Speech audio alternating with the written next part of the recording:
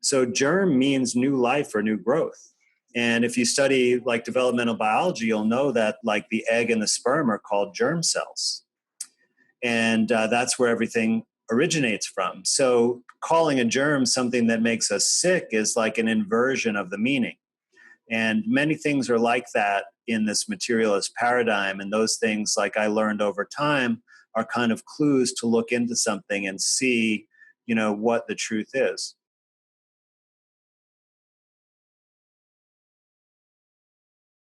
Today, I'm doing something totally different from my norm, and I have a special guest with me that I'm about to ask some really good questions of. I'm very excited.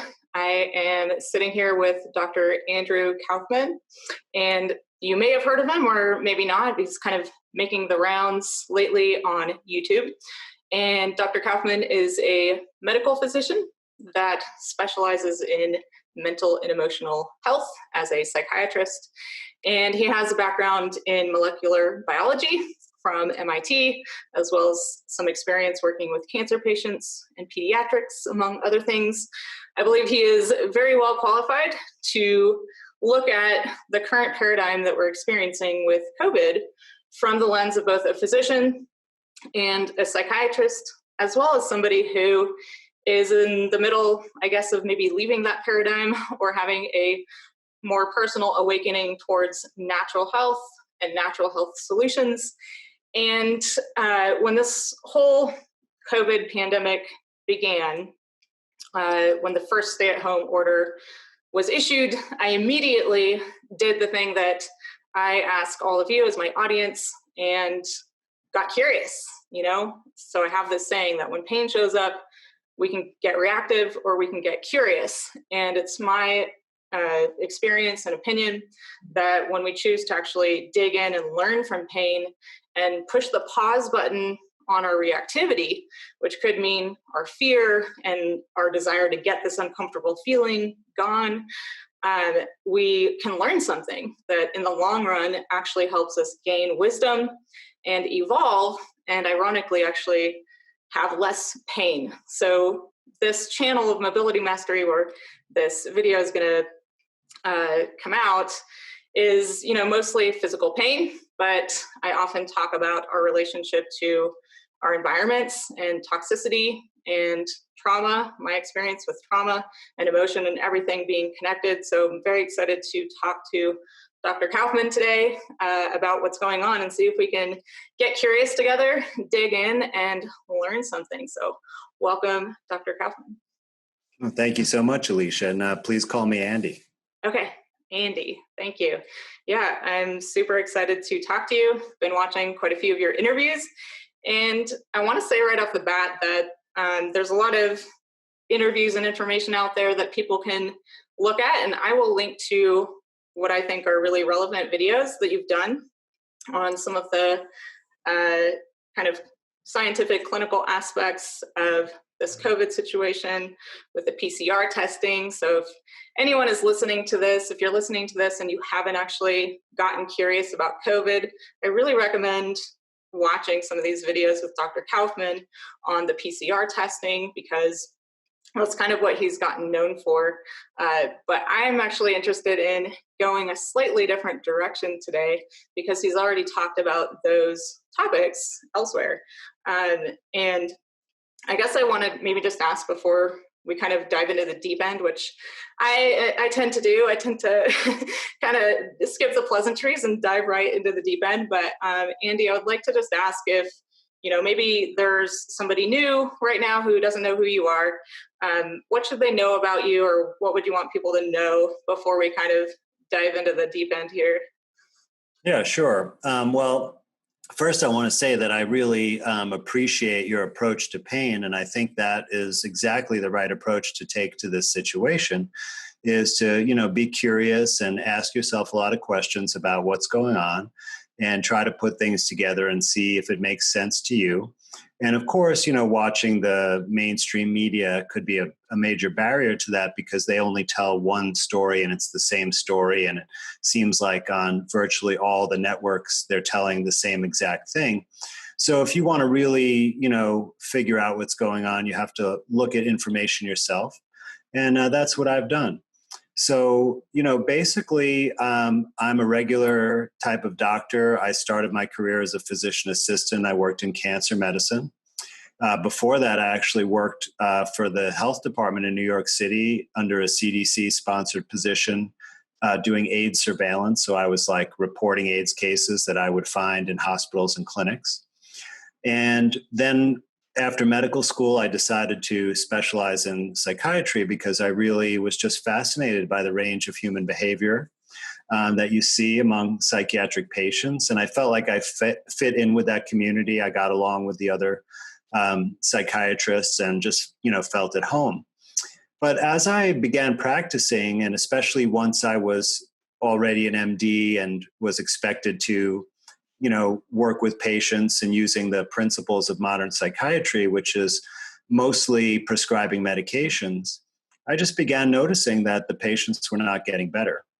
And we had this journal club in my residency at Duke where we critically analyzed research articles. And there was kind of a pivotal moment when we saw this study that had come out where a researcher had, through the Freedom of Information Act, was able to get all of the studies submitted for antidepressants to the FDA because, people, when they do research studies, they only publish the trials that show a positive benefit for their drug. The ones that don't show a benefit, they don't publish, but they still have to submit it when they get approval for the drug. And I remember that when all of this data was combined, the benefit of antidepressants disappeared. And this was like a real shocking thing because basically the conclusion was antidepressants don't do anything beyond placebo. And we were expected to prescribe antidepressants to everyone. So I was like looking to the leadership of the residency to tell us, we should stop prescribing these or we should use them sparingly. But there was no such pronouncement. And then like a year later or so, this big black box warning came out from the FDA about antidepressants, saying that they increase suicidal behaviors. And what we were instructed to do as trainees was simply to see them more frequently when we started them on an antidepressant. But we were told, don't worry, this is just like a kind of cover your butt scenario. It's not real, right? We know that depression is what causes suicidal behavior, not antidepressants. But as I began to practice and observe for myself that people weren't getting better, I started to question things more. And I kind of got to a point in practicing psychiatry that instead of prescribing medications, I was taking my patients off all their medications. And they did much better. And in fact, what I observed when I took them off antidepressants is many of the people who were having a lot of suicidal thoughts, they went away after I took them off the medication. So this kind of, reinforced my suspicion about that, most of what they do in modern allopathic medicine does not work. And of course, I thought back to my days as a physician assistant working with cancer patients. And, aside from a couple of rare cancers that were actually treated with natural things, like there's one type of leukemia that you treat with a version of vitamin A, those were the only patients that got better. Everyone else that got the conventional chemotherapy died. And so putting all this together opened me up to look elsewhere. And I read this book by Kelly Brogan called A Mind of Your Own. And she's also a psychiatrist. It's on my bookshelf over there. Oh, excellent, excellent. And she's a great person. And, we've been in touch recently and it's been fantastic to be able to speak to her. But I read her book and I was really impressed. And I decided I want to try this out. And so someone I had previously worked with was looking for some psychiatric help for an anxiety problem that she had tried everything under the sun to address. I mean, even had like a cardiac workup, like every kind of test, psychotherapy, drugs, everything. And nothing helped. So I decided, like I said, hey, I want to try this out. I think it could be really helpful. I won't charge you any money. We'll do it together. I'm going to do the same protocol, which I did. And it worked out just amazingly well. And in the end, we learned that it was gluten. that was causing her anxiety, and she was basically cured as long as she didn't eat any more, processed wheat products. And I was just, amazed that something so simple. And, prior to that, when the whole gluten sensitivity thing came out among doctors, I was extremely skeptical. I mean, most of us doctors, we were joking around, basically saying that it's a psychosomatic thing, that it's just in people's heads, right? But after I had this experience, it really helped open me up to the possibility that almost everything that I was taught was not correct. And that started me on a big excavation down the rabbit hole of medicine. And so for about 3 years, I studied natural and alternative healing from a variety of sources, but Dr. Jennifer Daniels has been one of my biggest influences. And I didn't know exactly how to find people who are willing to work this way, because it's such a different paradigm. Like in regular medicine, people, especially in psychiatry, people, they're really down on their luck, they're suffering immensely, and they come to you and they want you to solve their problems because that's how they're told it works. Yeah. But in natural healing, it's not like that at all. It's basically you come to the realization that you actually caused the problem. You may not have done it consciously, like you didn't know necessarily, right? But it's something you did, like you ate a certain type of food filled with chemicals or, something else. And that's the cause of the problem. So in order for people to work under those circumstances to regain their health, they have to then take responsibility to solve that problem. And I realized my role is more of like a teacher. Like I help them figure it out and provide the information, but it's totally up to them to carry out these things and decide for themselves if they agree, and then they will get the benefit. And so, like, I tried a little bit in my local area with people just through like a casual referral that I didn't plan. And, it worked out okay in the beginning because people did follow things and they got better, but they weren't willing to like kind of take it to the full extent necessary.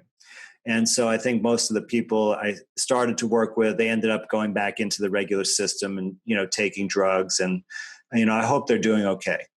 Yeah. But once I started doing some interviews and talking publicly, which, by the way, like I contemplated the risks of doing that for a whole year before I decided to actually come out and criticize medicine and talk about natural healing, because I knew that my livelihood would be in jeopardy if I did this, and perhaps even my personal safety, because there are other natural practitioners who have died suddenly at an early age under suspicious circumstances. So, not to belabor that point, but it's just the things that I was thinking about. But interestingly, it was last November when I decided to kind of come out of the medical closet. And, I think there was some kind of destiny because it was right before this pandemic hit. And, maybe I had something important to contribute and it was my time. So since that time, I've had people wanting to actually do this, and they come to me. And I mean, almost every time they've already done their own research. They've already tried things on their own, that maybe they've worked with other natural healing practitioners and are just, want to see what I have to say about it. So it's been extremely rewarding. And people have made just incredible progress. Like all these diseases that I was told as a physician and through medical school that we don't know what causes it, there's no cure for it, right? All we can do is maybe make it tolerable for the rest of your life. Like people can cure themselves of most of these things. I mean, completely, cured, where it's not an issue anymore. Even autoimmune disorders and all kinds of things, diabetes, etc. So it's been really just an extremely amazing process to be able to transition over to this kind of work and have enough people that are willing to take the risk to speak with me and get this information and try it. That, I'm so grateful that everything happened this way. That's amazing. I was going to ask you about the timing of this, like, what's gone through your mind about about, because I heard you say that you were thinking about it for a year, and I wanted to ask you why now. But obviously, you kind of tiptoed, I think, out a little bit, right, with the videos that I've seen on your channel, and maybe in other places that I'm unaware of. Yeah, and then suddenly you are the guy on YouTube talking about PCR testing. We've actually not identified anything other than some genetic material, and we haven't actually proven a new infectious disease. So you kind of it's just interesting. Like, I'm curious what you think about, did you ever think you'd be that guy, like Well, I didn't even know if that guy would ever exist. I mean, I certainly didn't predict the situation we're in right now. And it's, I think I've been more surprised than anyone. Like even though I know that I'm capable of reading scientific papers and understanding what they mean, never thought that anyone would take me seriously or really listen to what I had to say. So I just feel so blessed because, my real mission is just to get the truth about health and disease out to people, because I want them to know, because I want them to be able to, take care of themselves and their family. Yeah. And I wasn't thinking about, popularity or acceptance. I was just thinking, I just want to get this information out because it's important. And, I was lucky enough to be able to understand it in some way that is, different from the authorities, because I think, whether they understand it or not, they're not telling the truth to people. Yeah. So if you don't mind, I would like to actually rewind a little bit to a few things you said, just kind of sharing some of your story. So in describing your process of kind of awakening to, a different reality, I guess, right? Maybe just a bigger reality. The other one's still there, just around health and the medical world. I'm just so curious, like, why do you think that? So in my opinion, science is supposed to be about data. It's supposed to be objective. We're supposed to take reactivity and personal subjective, our subjective selves kind of out of the equation, and actually put all these puzzle pieces on a table outside of us and be able to look at it and let the information actually paint a picture, instead of us projecting, what we want or don't want to see in the world onto the data. Why do you think you were able to see the objective data there when you were looking at, what did you say it was, vitamin A curing leukemia? Yeah, exactly. Yeah. So you were objectively observing things, right, in front of you, and you just decided to actually look at the data and let it tell you something other than what you're being told by, maybe the medical community or your peers or your teachers. So why do you think that is so rare? And what, in this paradigm of science, because we're supposed to be worshiping science right now with this COVID situation, right? Dr. Fauci and Dr. Birx and the science. I actually haven't seen them present any science. No, of course they don't. I mean, they're what I would call a technocracy. But, first of all, like, you asked me the tough questions, so I appreciate that. It's very difficult, and I don't have a really clear answer of why there are some people that are open to seeing things more objectively and truthfully, and other people just can't open up to it. And I wish I did know the exact answer, because I would so much like to be able to help people see the truth of things more clearly. But I think there are some reasons that are highly influential, and we can talk about it on different levels. So one big thing, that there was a shift toward materialist philosophy and science that occurred at the turn of the 20th century, and a lot of things came out of that, including germ theory. And that's essentially a philosophy that there is no spirit or consciousness or higher being or God, that everything, all the properties that we observe in nature of every aspect of beings and things, comes from the material itself. And all other properties arise from the physical material. And this kind of philosophy is what we are all born into. And germ theory is a big part of that, which essentially says that there is a harmful disease-causing entity, right, a germ, which comes from outside of our body and invades us and causes us to be ill. And there's nothing we can do about it. And we have to rely on some expert or authority with a magic potion to help us and cure us from these things. And even as a little child, right, we are told to cover our nose and our mouth or stay away from the sick person in our family because they'll get us sick or we'll spread germs, right? And if you just like stop and question, what is the meaning of the word germ? So germ means new life or new growth. And if you study like developmental biology, you'll know that like the egg and the sperm are called germ cells. And that's where everything originates from. So calling a germ something that makes us sick is like an inversion of the meaning. And many things are like that in this materialist paradigm. And those things, like I learned over time, are kind of clues to look into something and see, you know, what the truth is. But I think one really important thing for me was learning about the philosophy of science. And it was kind of a rogue psychiatrist, Niall McLaren, whose book I came across at the end of my training that helped me see this. But essentially, science is really about disproving whatever the current theory is. So in order to fortify like a scientific theory or idea that has some evidence behind it, all the other scientists should try to disprove it as hard as they can. And if they are unable to, then it must be legitimate. But if they can disprove it, then you should throw it away and develop a new theory, right? And this is how science is supposed to evolve.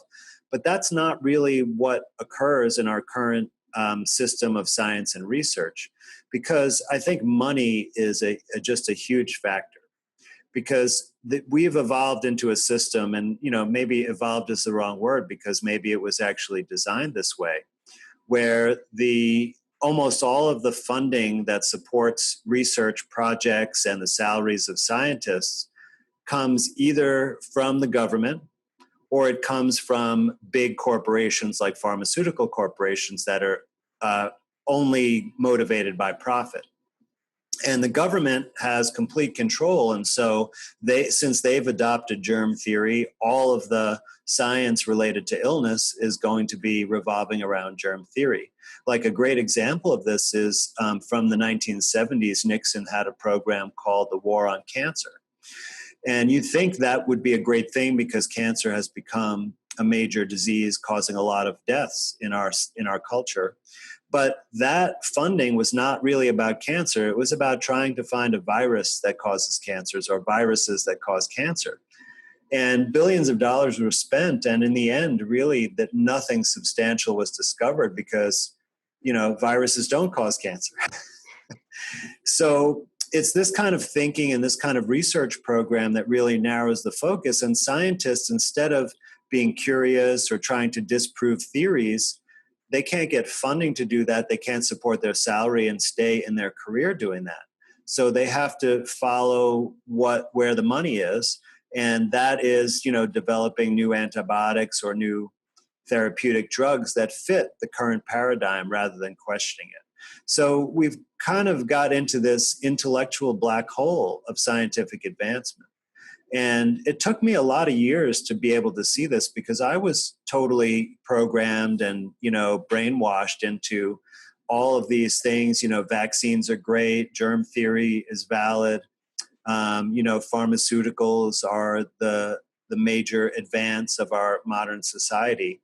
And it really was a long, slow process for me to completely get out of that way of thinking. And there's a lot of costs for it because obviously I had to change my career. And, you know, I even was fired from my last psychiatric job, which really was a blessing in disguise because it forced me to go into this new area and figure out how to do it, you know, for my livelihood. And I wanted to do that but necessity is the mother of invention. So I got that little kick in the pants, and it really helped propel me forward. And there was some difficult times during the transition, but like I feel like things are just amazing right now. So not everybody's had the benefit of those experiences, and so many people ask me why there aren't more doctors and nurses and pharmacists and other medical people coming forward now, and it's really because of those barriers that it seems so risky. You'll have to change your life around. Everything will be disrupted. And even though everything is already disrupted by the pandemic and the reaction to it, it still, seems insurmountable for most. Yeah. So, excuse me.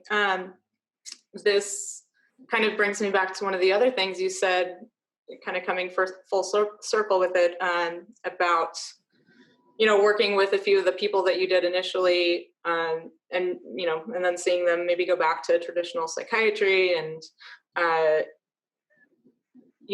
taking care of our own health, whether it's physical health, mental health, social health, or relationship health. It is a responsibility, and I guess, I have a theory that this is partly why, we're in the situation we're in, but I would love, for you to share your thoughts on that. In particular, I had a question that I knew I wanted to ask you before we hopped on Zoom here, which is that, you're a psychiatrist by trade and training, which means you're an MD that specializes in mental and emotional health. And I'm curious if you could define for us, at least from your perspective, what characterizes mental and emotional health, and then what can we actually learn about the collective mental and emotional health of humanity right now through the perspective of COVID and our response to it? Yeah, well, that's an interesting question, because I don't think in my psychiatric training, I was ever really taught that.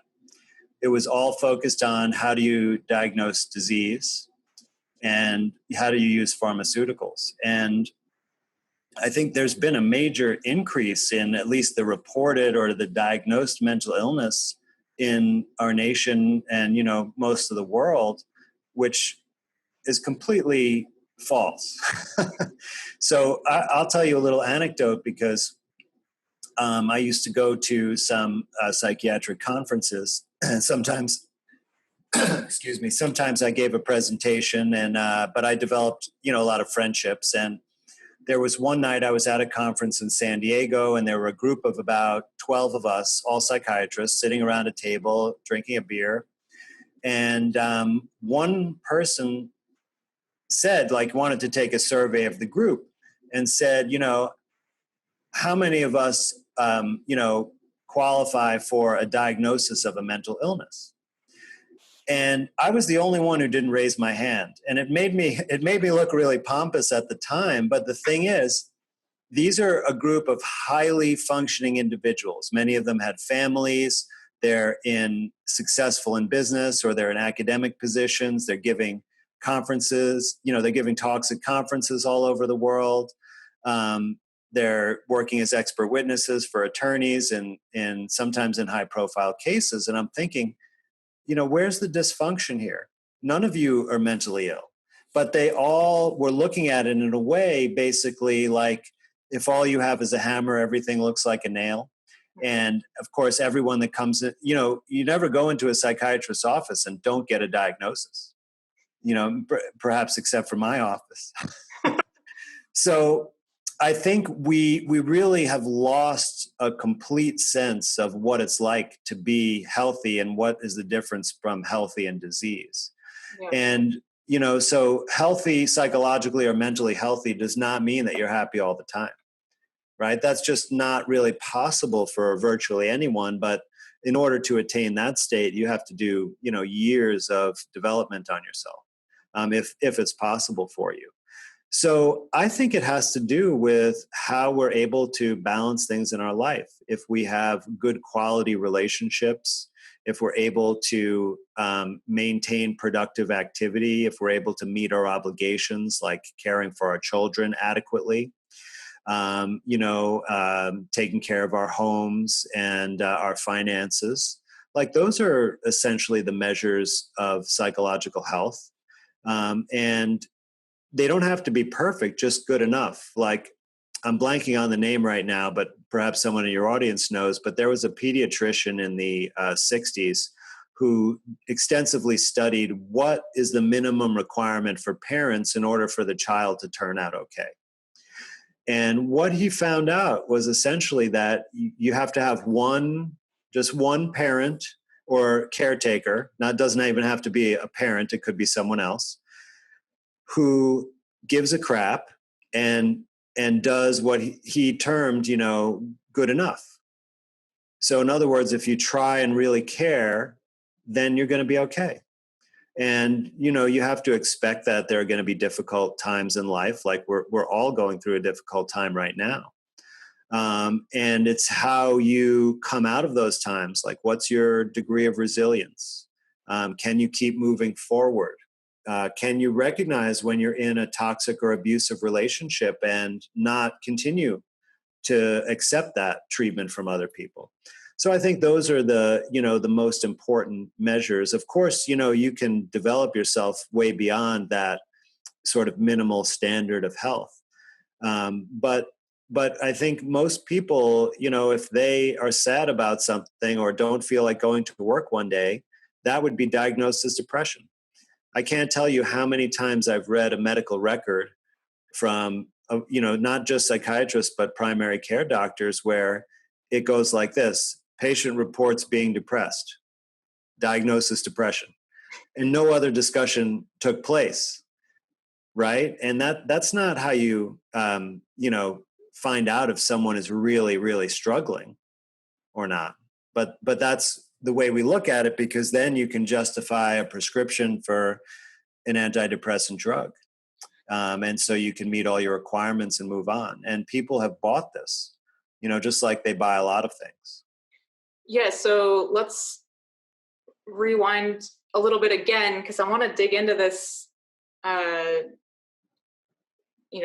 particular paradigm we're in, I guess, where, what I see is a lot of people want to outsource authority over their own body and over their own mind. And they want someone else to tell them, this is what's wrong, and you can take this pill to fix it, maybe, or just change this one thing in your life. And then, we usually want it to be fast and easy and, and cheap, hopefully. We're just kind of in, like, where did this paradigm come from, do you think? Where we've kind of given up sovereignty of our own, being responsible for our own health. Well, we can definitely go really deep to answer this question, but I'm going to refrain from that for the moment. And I think that it's cultural. So many aspects to it. So one is that we have lost the knowledge of how to do things for ourselves, right? We don't know how to make our own clothing. Many of us don't even know how to cook our own meals. We don't know how to grow our own food or hunt or make our own repairs to our homes, right? So much of it has just gone by the wayside, that we now have a system where we pay people to do those things or we ask for help, but we don't feel it's our responsibility to do those things. And I think the mandatory or compulsory schooling has a large role in this, because when you're a very young child, right, you look to your parents as authority figures, and rightfully so, because you need that guidance and you need to learn how to interact successfully with your environment and with other people. And then we, send our children to these schools where we essentially let strangers raise them. And one of the big things there is now the teacher and the principal and the guidance counselor, they become the authority figures. And the children have to ask them permission even to use the bathroom, right, in the school. So this is a kind of programming or acculturation to get us to always acquiesce to authority and not make decisions on our own. Like even the decision of how to engage in our own bodily functions, we have to appeal to an authority figure. And this same thing goes for the intellectual development, because we're not taught about critical thinking and reasoning and having our own opinions and how we find information on our own. Instead, we're spoon-fed information that's highly censored and designed, right? Like, I mean, Rockefeller's had a major influence in medical education, but also in general education, where they essentially found young historians who are up and coming, who are already like-minded to their viewpoints, and had them write the textbooks that became the standard textbooks in the school about American history. So the American history that's taught in schools is not really the American history that has gone on in our nation. And so everything, and being spoon-fed this information and just accept it, right? Like, this is certainly true with germ theory, but I remember when I first discovered this with my children, and they're at a private Montessori school, which is way better in my opinion in how they do the education than a compulsory school. But my son, in I think it was third grade, he was doing a report on the planets, and he was super excited about space and planets and all this kind of thing. But he showed me some of the books that he'd gotten from the school library to learn about this, and I noticed that certain things in there were not what they seemed. Like, for example, they showed these photographs of the planet, and then you could see in the fine print, or if you look them up on a government website, you'd see that they were actually computer graphics and not an actual photograph. So they were rendered by like a graphic artist. And then this thing bothered me the most. They had this model of the structure of the planet, like that it was a ball, and in the middle there was a molten iron core, right? Just like they tell us is about the Earth, and then the mantle and this whole structure. And in the books that they're giving the kids, it's spoken of as fact, not as a theoretical model. But in actuality, we've only drilled 8 miles into the Earth's surface, which doesn't even get beyond the layer of what they call the crust in that model. So we have no idea what's beneath the Earth's surface. This is just a theoretical model. And I happened to meet at an observatory a graduate student in astrophysics. And I asked her about this because, they have, for all these planets that they've observed with microscopes and et cetera, they have this structure. So I said, what's this based on? Because I know we haven't drilled into these planets and taken samples, or we certainly haven't sliced them open and taken a look, right? So she told me that it's based on the elements that are in the star, that they just assume that's what the planet's made of. And that's all there is to it. Wow. And I was just blown away, because I see they're teaching this as a fact to the school children, and they don't teach them how to question or reason. They just say, from the authority figure, this is the information. And so it really should be no surprise that in the current situation that people are just willing to turn on the TV, which has the newscaster who looks just like a teacher in a way, right? Definitely an authority figure. And they tell you the information. They don't say, well, there's a study that showed, probability of this, and, the confidence intervals overlapped 1, so we have to take it with a grain of salt. They're not saying that at all. They're saying, oh, this is really scary. You have to protect yourself, right? Like, you have to wear masks, for example, which there's not one study to support that. No scientific evidence, but yet they're saying it as if it's fact, and it's really scary also. So it triggers that kind of emotional response, just like, when you're out of line in the classroom and that teacher says, sit still, young man, right? It's like that trigger, and then you straighten up and sit still. And so this is, I think, where a lot of this acculturation comes from, and it's lifelong, and it's very sophisticated. Yeah. So what you just described, the way we just turn on the TV, we listen to the authority figure. It's acculturated. It's just in us. It's habituated. This fits into something that I've termed a nervous system pattern. I've actually Googled it to see if other people are calling it this, and I haven't really found anything. But what I mean by that is, our nervous system really learns behavior. so that it can automate it for us. I'm sure you're familiar with this, but yeah, a conditioned response. Yeah, and actually it's wonderful, because if we had to remember how to talk and walk and cook our food and put our pants on every day, would be every day we'd be learning how to be human over and over and over. So it's really amazing, but then it also can bite us in the butt, because we get habituated to things that maybe aren't serving us very well. So I'm curious if, when you look at the world right now, like I'm just seeing all kinds of people acting out habituated or automated nervous system patterns. Is that something you could speak to at all? Because this is just my scientific mind, even though I'm not qualified, just observing myself and other people. Well, no, I think what you hit upon is what's called behavioral conditioning. And so, of course, mostly they teach this in, like intro psychology courses at the college level. But when I was in my residency training, and I tried to focus a lot on psychotherapy because I thought that was something that could be much more useful, especially, combined with the other things.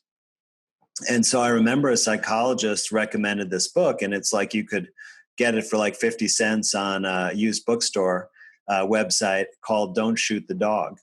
And it's about conditioning, and it's basically saying you can train, right, a dog using the same kind of techniques that you described to have automatic behavior in response to certain stimuli. Well, it turns out that the psychologist also said, by the way, you can use this on your girlfriend or your family without them even knowing it, and alter their behavior. And that process is called shaping. Mm-hmm. And it's the same thing that you use, when you're training animals.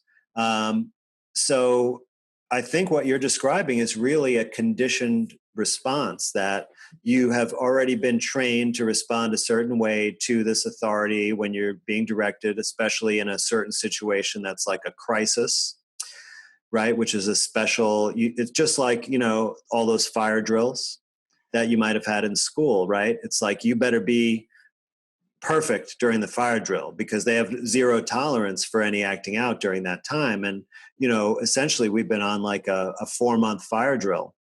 And so people are, getting in line and displaying the exact kind of response that they're expected to. And I think they've done it actually to a higher degree than anticipated by the puppet masters.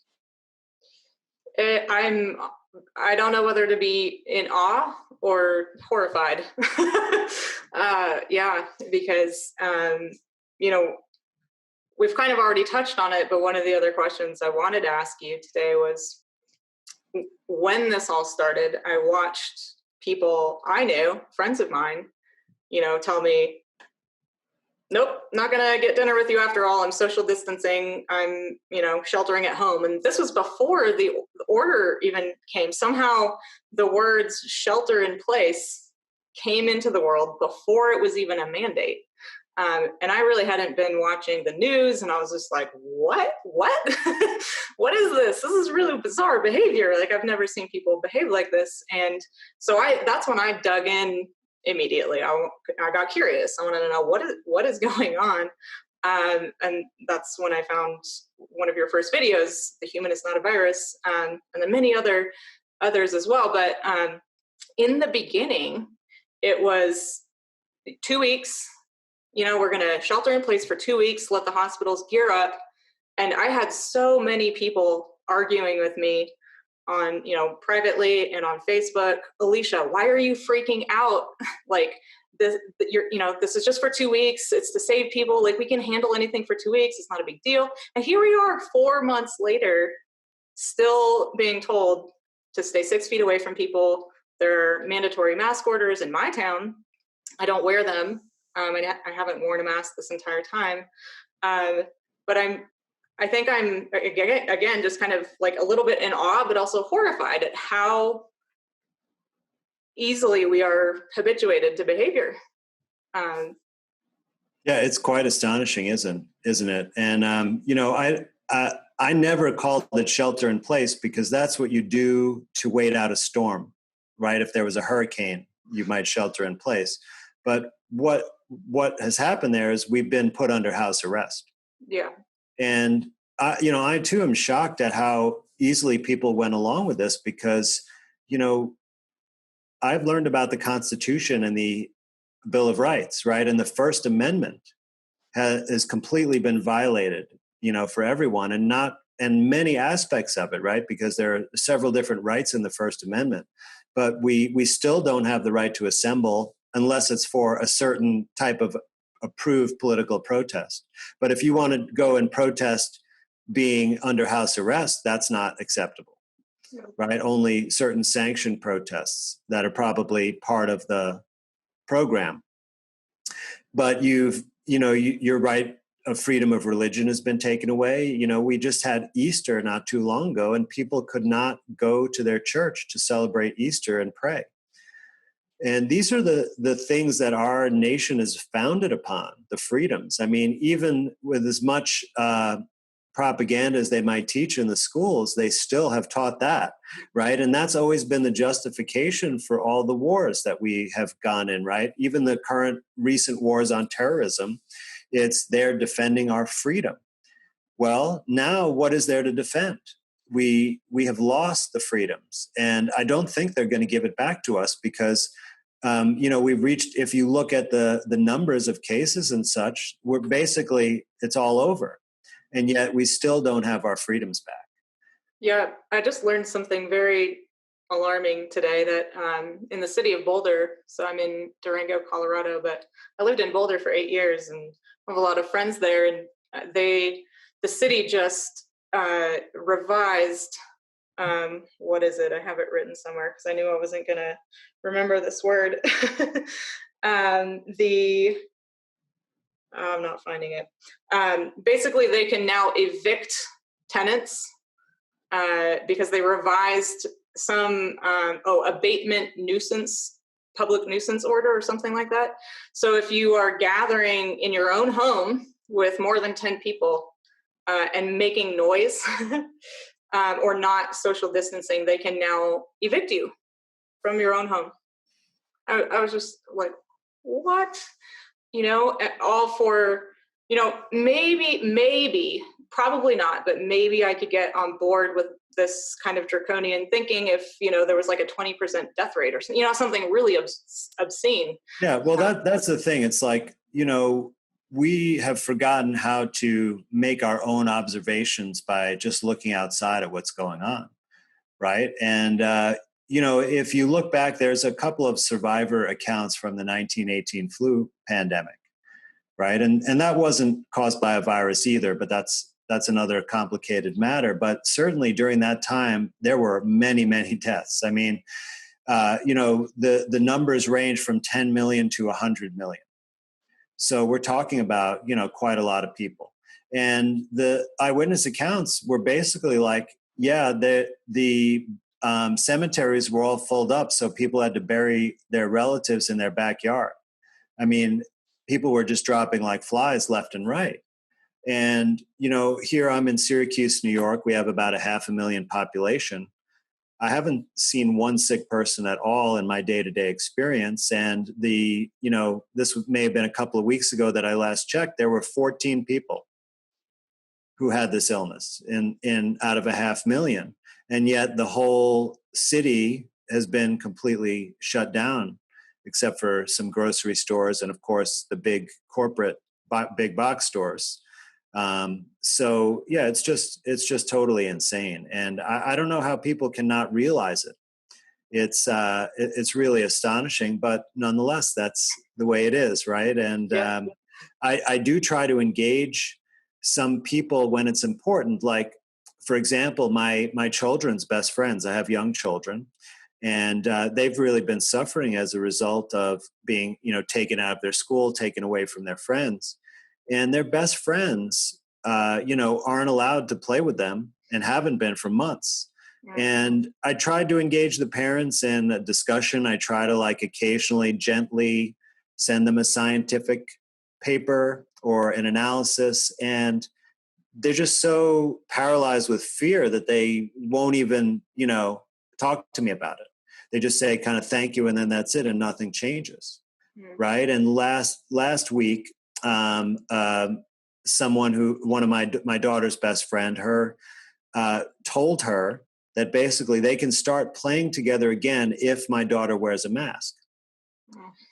And, so I tried to talk to the parent about it and, tell them that actually it's extremely harmful psychologically and physically for your health to wear a mask. And there's no evidence that it's helpful in any way. And, there was just no ability to even have a discussion about it. It was just like, thank you. And, but not really, thank you wasn't really what they meant. What they really meant is, why don't you get on board with the program? Yeah. Yep. Yeah. That's, seems to be the predominant attitude here in Durango as well, even though there have been 0 deaths. The state counted the one guy who drank himself to death and was tested positive post-mortem, but the county did not count him in their totals. And they've only had 11 hospitalizations since the start. Right. Well, there's someone that I knew from a long time ago who's a healthcare professional, and she lives in Colorado. And I remember this was fairly early on, right after they just started. The CDC gave the directive to basically label every death a COVID death if there's suspicion, quote unquote. And her mother had advanced Alzheimer's disease in a nursing home. And unfortunately she passed. It was her time. And the next day was a Facebook post, my mother died of COVID-19. And I was like, what are you talking about? How can you even, but it's like, but that's the mantra. Yeah. So I'm most interested, I think, in exploring with the rest of our time here this paradigm that we're in.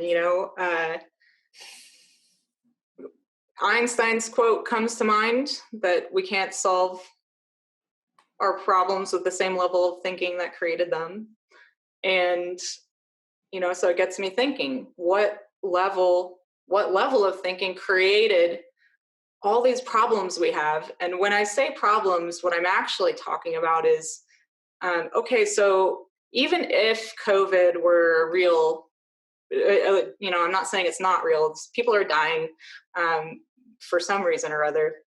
But even if it were 100% the way they say it is, okay, let's go with that for a sec. Everywhere I look, we're sick. We are in pain. We're physically in pain. That's what I, work with people on. But we have emotional trauma that we're not healing. There's mental illness, emotional distress. There's a huge financial collapse, and then division and, not being able to even talk to each other, like you just described with your child's best friend and their parents, like not even being able to have a human conversation. And I'm trying to wrap my mind around it, and I'm having a hard time understanding what got us here, like what level of thinking, created all of this that we're seeing out the world, which I believe this current situation is just highlighting what was already there. It brought what was latent in all of us on an individual level and collective level, I believe, to the surface. So in that sense, I think it's a great opportunity. So I'd love for you to, share from your perspective, what level of thinking do you think got us to this point where we're so sick in so many ways? And then what level of thinking, new thinking, will we have to create to actually solve these problems? Yeah. Well, I think it's actually more of a level of not thinking that got us into this place. And we've just allowed ourselves to be controlled and manipulated by all these kind of forces. Right. And this has been sort of a long-term strategy. I mentioned before about materialism, that was a really key philosophical viewpoint to come from. And it led to what might be called scientism. Many have called it that, where we've come to now believe in science rather than trust science or question and scrutinize science with skepticism, because science is really about skepticism, but it's become dogmatic and like a new religion, right? Atheism and scientism go together. And, we've allowed this to happen to a large degree in our society. And we have succumb to like the programming of people like Edward Bernays. And anyone who hasn't or not familiar, and they've never heard the name Edward Bernays or haven't read about him, it's really important because he is basically the father of propaganda and public relations, which are really the same thing. We might call them advertising and marketing. But it's been an extremely successful way to manipulate a population over time into totally changing how they think about things. Like one early example of this is that it used to be the custom at a workplace that there would be a metal cup next to the drinking fountain, and it would be on a chain. And anyone who was thirsty would go and, fill up the metal cup and take a drink. And it was the communal cup. Right. And there were no problems from this. No one got sick. But Bernays instituted this campaign because he was working with a paper company which manufactured Dixie cups. Right. And we all remember the old Dixie cups.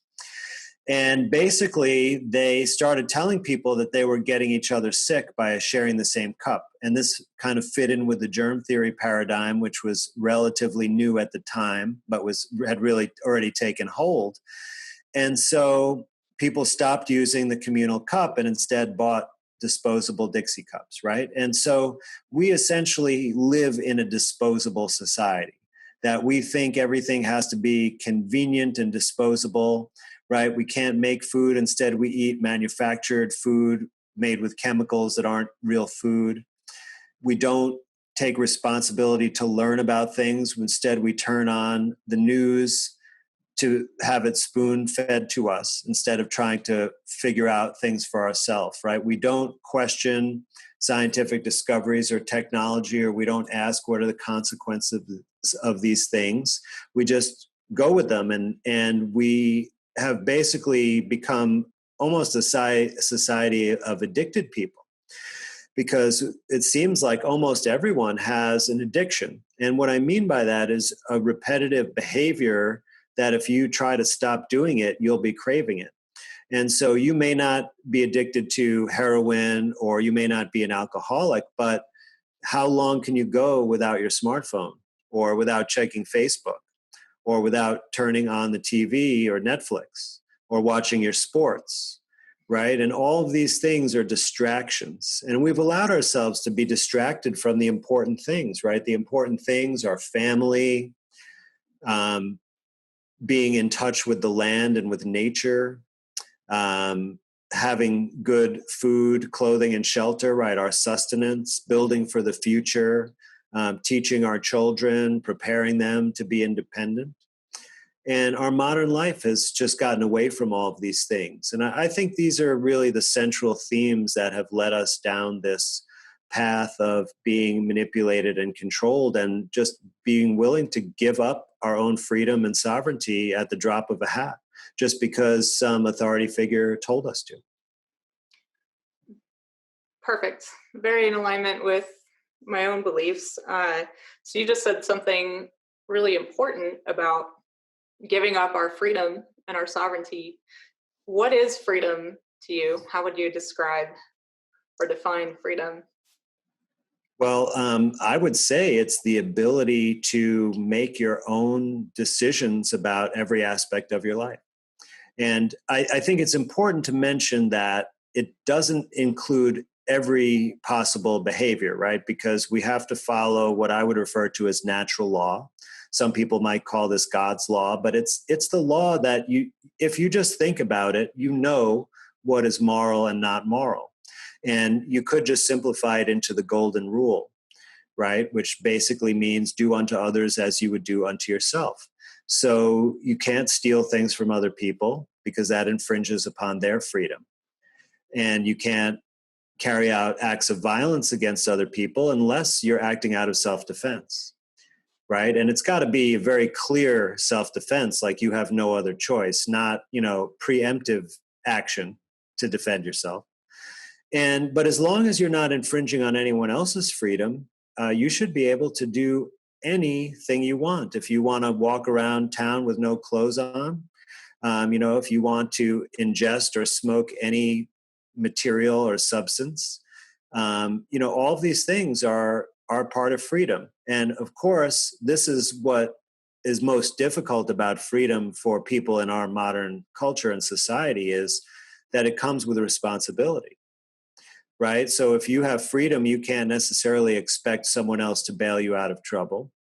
And you can't infringe upon others people's rights, and you have to meet your own needs, right? And of course, I think that our true nature is that of being cooperative and helpful and collaborative, and that our true nature is not to get each other and dog eat dog. I think that is something that's been put upon us, through Wall Street and popular culture and all of the wars that we have been in our modern era, but it's not our true nature.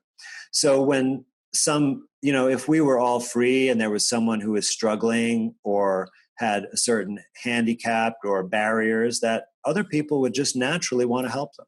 And you can see this spontaneously in your life, because we still have this to some degree. We won't take it necessarily very far as our true nature, because it's been programmed out of us, but we'll still, if someone stops and asks us for the time, we'll tell them the time. If they ask for directions and they're lost, we'll try to help them find the way. We still do this just instinctively. And so I think that if we really experienced freedom, that this would be, much more evident, and it would just be, a fantastic way of being. And it's something that I strive for. And I think that we have actually an opportunity in the future to free ourselves from this oppressive system and really have 2 feet on the land and really realize ourselves as sovereign, free human beings of nature. I would love to back up with and combine what you just said with, a new level of thinking, right? If we're going to actually solve these problems, then we have to, like you said, start thinking to begin with. And maybe that's your answer as to how to solve the problems, actually learn to think, which sounds kind of ludicrous. What do you mean learn to think? Of course I'm thinking, so what do you actually mean when you say learn to think, and how can we apply that to what you just said to create that future? Right. Well, on the one hand, I'm just talking about critical analysis, skepticism, not just, believing things because someone says it, but actually finding out for yourself, making your own true opinion, not echoing someone else's opinion, but making your own opinion. And that's a real big first step. But I think there's a bigger aspect, a spiritual aspect to this, that you have to realize that, we are not just our bodies, that we're so much more than that. And we have abilities that we can't even imagine, like to, manifest a new reality through our thought, our intention, right? And our kind of magic human nature, right? Which has been dumbed down out of us. And but we've all had moments where we've recognized that it's true, right? We've had moments of inspiration, and where we feel like this kind of divine light within inside of us, right? And I'm not a religious person, and I wasn't raised Christian, but I really like the true idea of the writings about Jesus that basically said that he is within us all, and we are all Jesus in a sense, right? And so we can actually realize that nature of ourselves and rise up to the occasion and make a reality for ourselves and the people around us that is superlative. And it takes work to be able to do this. And there are many things against us, like, things like fluoride, for example, right, that's been put in our water, which is a neurotoxin. This is one of the things that dumbs us down. And there's studies that show it drops your IQ points. Right. But there are many, many other things like this as well, like staring at screens, being programmed by the TV, being numbed out by drinking a lot of beer, and, all of the other sort of psychoactive substances that we're always imbibing and being forced upon us or encouraged upon us. And so you have to be able to rise up out of those forces, and you have to do some serious spiritual type of work. And I don't mean prayer, and I don't mean, Buddhist meditation, but we need to find a way for ourselves. And for everybody, it's a unique and individual path. But it involves, I think, a first step is taking time at minimum of 20 minutes a day where you're by yourself. There's no devices, there's no noise, there's no, extraneous stimulation. It's better if you're in a natural setting, even if it's just your backyard. But if you live near a park or you can be in a wooded area, it's even better. And you just be with yourself and let yourself have the experience of being alone with your thoughts. And if you do this on a regular basis, you're going to just start to have realizations about yourself and the world. And you're going to be able to guide yourself, or perhaps let the universal consciousness guide you to what you're supposed to do to become a better person. And if you just think about it as, I'm just going to try to become a better person, and I'm going to just open myself up to any idea that will make that happen, then you've just done a magical thing, because you've started yourself off on a path of discovery, maturation, development, and you're headed towards encompassing and embodying that divine spark that we all have. And if we simply do that and just start off on that path, that it's going to be just an incredible, incredible place to be. I love it. And what you describe is curiosity. Maybe the cure for all of this is curiosity, and wondering. I love wondering and even not knowing, but I think not knowing is scary for a lot of people. Well, I really love how you brought the words cure and curiosity together. I mean, that's a way of thinking that we've lost as well, to understand really the roots and meaning of language and symbolism. But the most important aspect for me about curiosity is, if you're curious, you haven't already decided what the answer is. So that means you're open to whatever the answer is to what you're curious about. And when you're open, then you're going to be able to find wisdom, knowledge, and understanding that you can judge if it's right for you, if it's the truth or not. And that's another important aspect. A lot of people call it discernment, and I like that word. But if you're not open and curious, then you're going to be stuck and stagnating. Yeah, so this brings up a question. So I posted on my Facebook page that I was speaking to you and asked my friends if they had any questions. And I have a mix of like a lot of people that are currently like, don't come near me. If you're not wearing a mask, I want nothing to do with you. Quit talking about this, Alicia. And then other people that are very much in alignment with being curious and looking at what's happening. And somebody actually in the camp of, I think, quite on board with the mainstream narrative had a question that I actually was like, this is a great question, because I think we should all ask this of ourselves, and we should definitely ask it of any so-called authority figure. So this is, I won't name him, but this is what he asked. He said, I would ask him what his certainty, i.e. as a percentage, is about his various claims, and how he balances the desire to share the truth as he sees it with the possibility that he is wrong and potentially giving people harmful advice. And before you answer that, I just want to say I have no idea if he's actually listened to your videos or not. I don't think I've honestly really ever heard you give that much advice other than go do your own research, go think for yourself, go, don't believe me, like go on your own journey. But I actually was like, this is an amazing question. I would love to ask Dr. Fauci this. and Dr. Burks. Because I don't think they'd be honest with you about it, but it would be a good question for them. Yeah, because they're sharing their truth as they see it, and in my opinion, they've been quite wrong.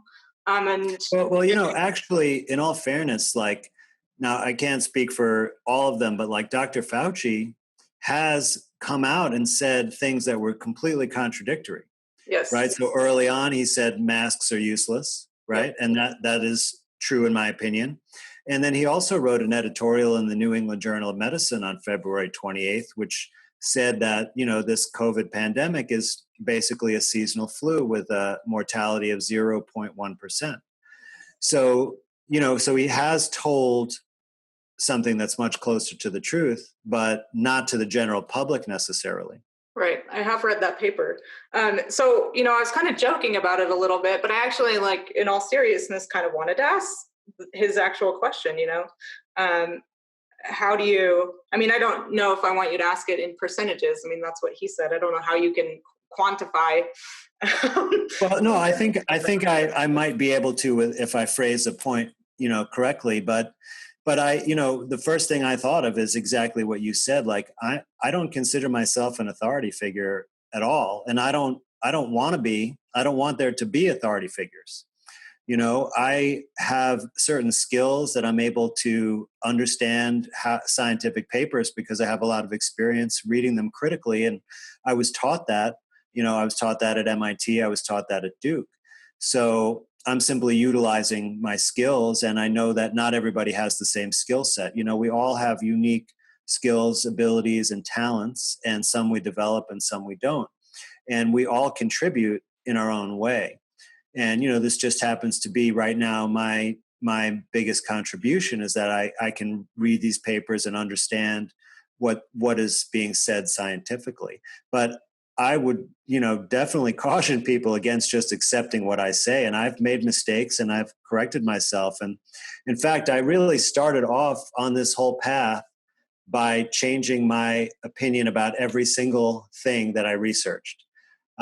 Because I was a proponent of vaccines. I was a proponent of germ theory. I fully thought viruses cause all kinds of diseases, right? And that's just in medicine and health. Like, we could talk about other areas too, where I've radically changed my opinion after doing research and learning from myself and making my own opinion. Because what I realized is that those opinions that I held previously weren't really mine. I was really just echoing people that I thought were respectable or in a position of authority that I acknowledged. And I didn't really do my homework and look for myself.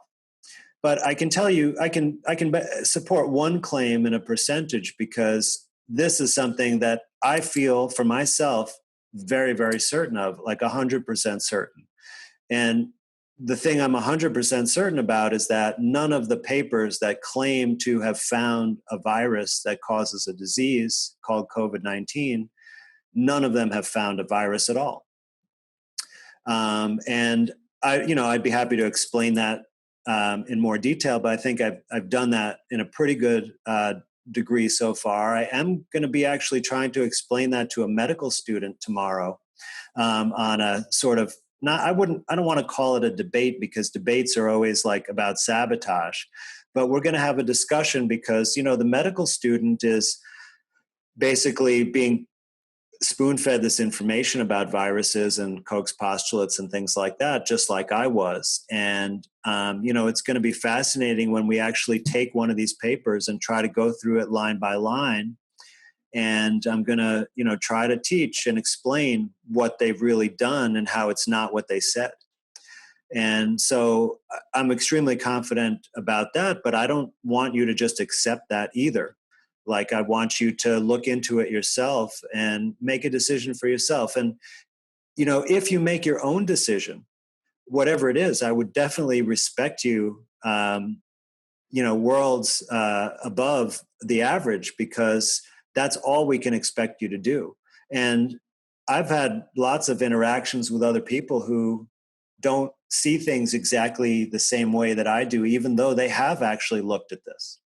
And I still respect them, and I still am happy to have a discussion with them about it. But the important thing is, when you engage in a discussion, you have to always be willing to see the other person's point of view and be willing to change your mind. Otherwise, it's not productive. And what I see on social media is that when people disagree, that they don't do this in general. Instead, they use false arguments, logical fallacies, like things like ad hominem, right? Like I think there's kind of a whole cottage industry of people trying to debunk some of the things that I've reported on. But whenever I look at their material, and I don't spend a lot of time, because it's hard to see people criticizing you, and I know that if there were real arguments, that they would be brought to my attention. But what I see is, I see people name calling and people questioning whether I'm really a doctor, things like that. And it's pretty easy to verify my license or my education, but I'm not going to show my diploma on the screen. I don't need to.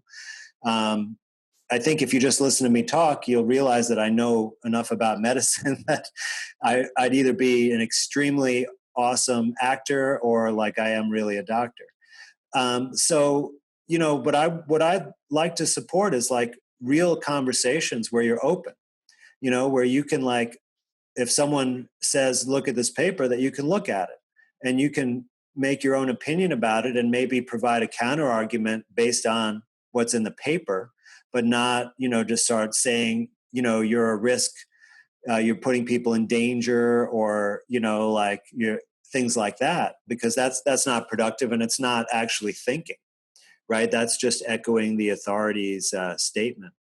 So I hope that's an adequate answer, but I'd love to have a conversation with this gentleman, if I had the time, and if he were willing, but that'd be my answer. Yeah, I did tell him I thought it was a great question that we should probably ask anyone, Yeah, I including agree. ourselves. What am I giving myself good advice today? Or not, because we're always giving ourselves advice. Yes, and a lot of times it is bad advice, right? Like, Definitely. I can eat an extra cookie, no problem. Yep. Yeah. So let's see. I wanted to ask something. I'm losing my train of thought here, but based on what you were just saying, one, what do you think it indicates about somebody if there's just that instant reactivity to like shut you down or shut me down or shut anyone down on either side, right? Like I'm actually, oftentimes finding myself feeling in kind of like this narrow lane somewhere in the middle, because there are all these really angry, reactive people on both sides, and I'm not that interested in participating in that. I mean, I do get emotionally riled up at times because I want to be a free human being. I want to be able to do what I want to do in life. I didn't get to travel this spring and figure out where I want to move, and my life has been affected. But so what do you think causes that, just such an instant reactivity? And then maybe I'll just start with that and then follow it up. Yeah, well, there's a time to be passionate and there's a time to be rational. And so one important thing is just knowing the context of what you're engaging in at the time. But, in my psychiatric experience and actually in my own study related to natural healing, the sort of mind-body connection, right, that are psychologically and physically, it's one thing, right? So it's artificial to really separate it because they interact at such a dynamic level. But there is one sort of conceptualization that I think is really useful here, and it sort of has called loosely shadow psychology. And I think it originally came from, I'm blanking on his name now. I always forget his name, but it's not Freud, but the other guy, that Carl Jung. Originally came up with it, but I think Robert Augustus Masters, who is a modern psychologist, writes about it really well for our current times. And basically is that we have, traumatic experiences throughout our life. And I don't mean, being a rape victim necessarily, although that certainly does happen more frequently than we'd like to admit. But we all have, traumatic experiences, and it could be a simple thing that, like you were really proud of some school project and you brought it home and your mom just kind of ignored you. Right. And it doesn't matter that, she had a bad day or, got diagnosed with an illness or whatever, her friend told her to F off. Right. That was major disappointment to you. And you carry that around. If you don't process it in some way and integrate it into yourself, it becomes in the shadow. And, when I'm explaining this to teenagers, which I've done a lot, I sort of talk about when you're cleaning up your room and you have to be in a hurry, like you may be in order to watch your favorite ball game. You have to clean up your room first, your mom tells you. And so you just put everything under your bed. Right. And it looks clean, but it's not really clean. And, each time you do that, you fill up the space under your bed. And at some point, it's going to be, bulging out of there. You can't contain it anymore. And this is kind of what happens to us when we have these little traumatic experiences. And some of them may be big and some of them may be little. But we just kind of sweep them under the rug or keep them in the shadow self, that they then come out, they get triggered. And they get triggered in ways that are predictable if you really understand yourself, if you've done the work to figure it out. But before that, it's like no understanding of it. And so when that trigger occurs, you react, right, with an emotion. Maybe you lose your temper, right? Or you do something that is unsavory or uncooperative. Or unserving to the greater good or to your own good. And we get caught up in these patterns. And then, they get more complex because we develop a relationship with someone and they trigger us in a certain way and we trigger them back. And then we keep repeating that over and over again, right? And it becomes a toxic relationship. And it takes the kind of development that I was talking about earlier to overcome this.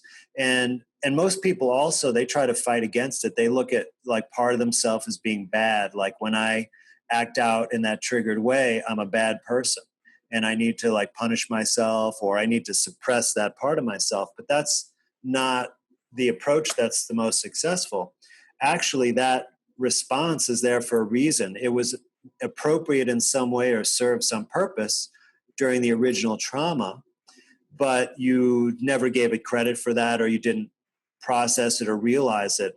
And so the way to overcome that is to integrate those traumas and those reactions into the whole of yourself and realize that there may be a time when you need that part of yourself to come out when it's really appropriate and useful, but you don't want it to just like leak out and ruin a good time or cause friction in your relationships or other problems.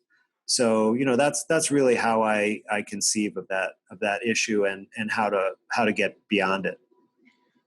I love that you went in this direction answering my question because so I've had a lot of trauma in my life. It's something I've blogged about, I've talked about publicly, so it's out there on my YouTube channel.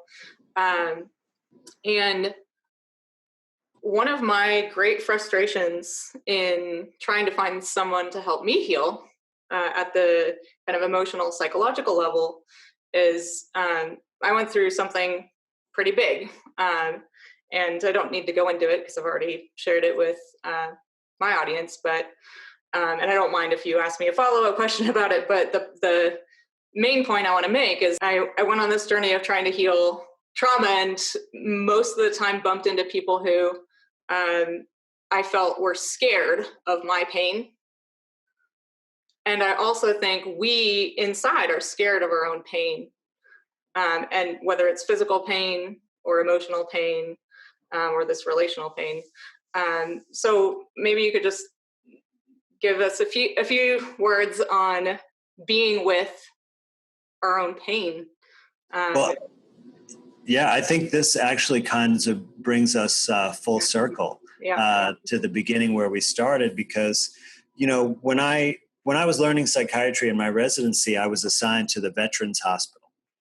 And so I worked with a lot of veterans. Many of them were Vietnam era, and they had a lot of suffering and a lot of trauma and a lot of trigger reactions.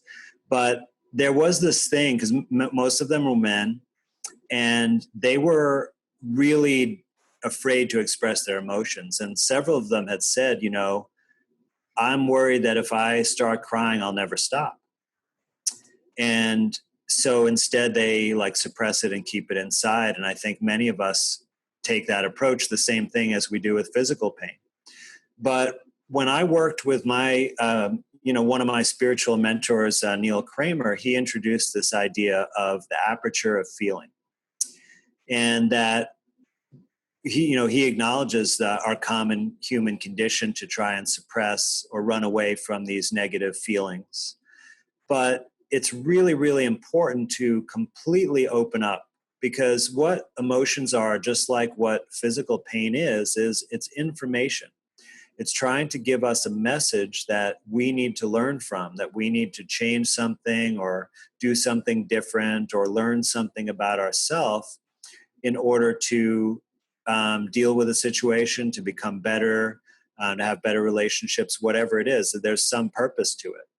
And that it kind of follows this path where it increases, and depending on the severity, it may increase to the point, and this is Neil's description, like, you might be lying on the floor in a fetal position bawling, right? You may need to experience that degree, right? And when my marriage was breaking up, I did experience that degree of of pain and sorrow. But I didn't fight it. I let it work its way through me. And what happened is that it taught me quite a lot.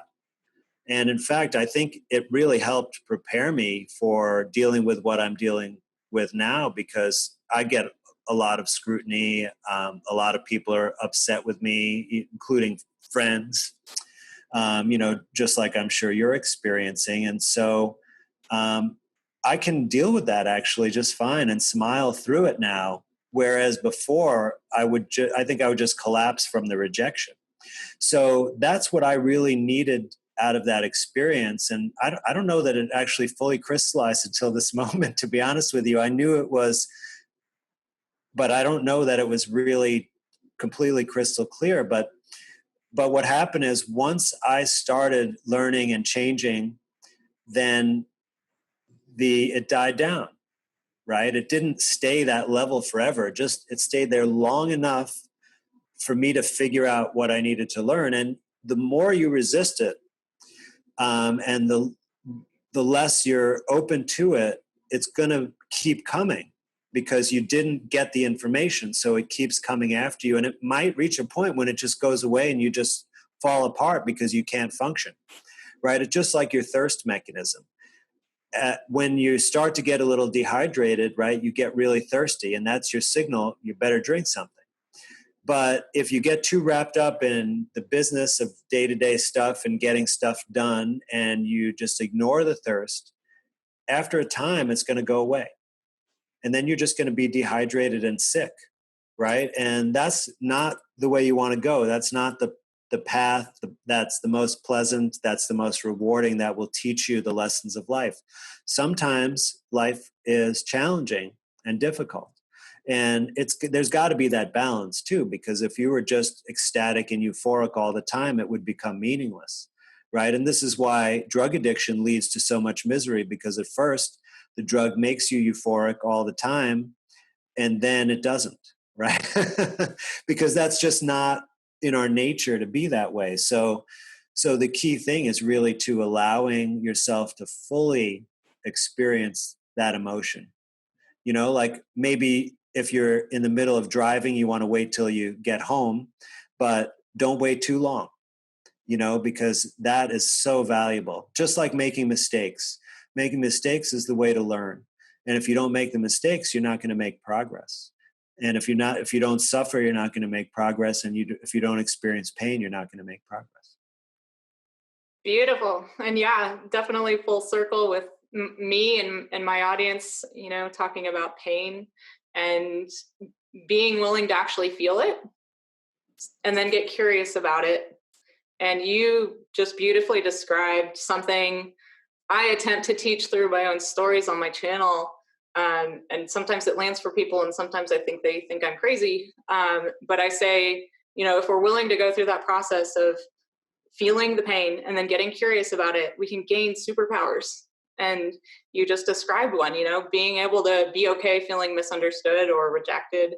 There was a time in my life where I would have felt that was devastating as well. And now I'm more okay with it.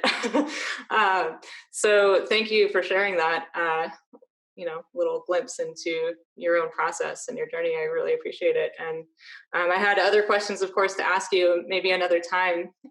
This has been really amazing. And I'm just so grateful for you spending this time with us. And maybe just in closing, if there's anything you feel like either you left out or you want to wrap up with sharing with my audience or whoever finds this video that happens to be watching. Well, Alicia, I want to say that I've really enjoyed this experience. I mean, it didn't really feel like an interview. It was more like we're just having a really engaging conversation. And, we've covered so much material here that really speaks to like general wisdom and life experience and, autonomy and individuality and, things that are just really important and give a big picture of, how can we don't have to focus on the details of the crisis right now, right? We can just talk about the bigger picture of humanity and how we can rise above. And so it's a real treat to have that opportunity. I just, want to, in a practical way, if people are interested in learning more about what I do, please check out my website.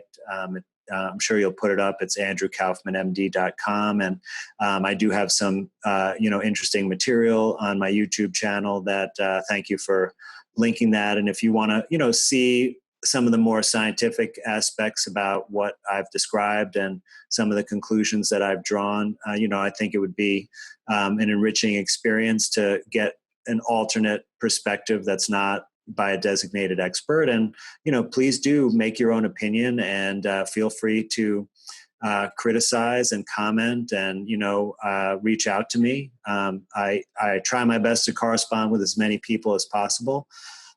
So, I definitely, if you have something really important that maybe you found out that I made a mistake about something, I'd love to hear about it so that I can, improve going forward. So thanks so much, Alicia. Yeah, you're welcome. And you are taking consultations, right? If yes, anyone, of course.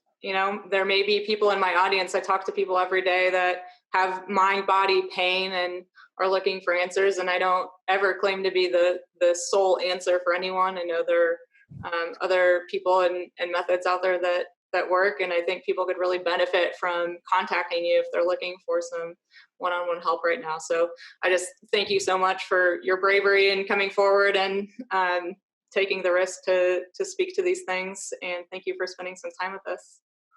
Of course.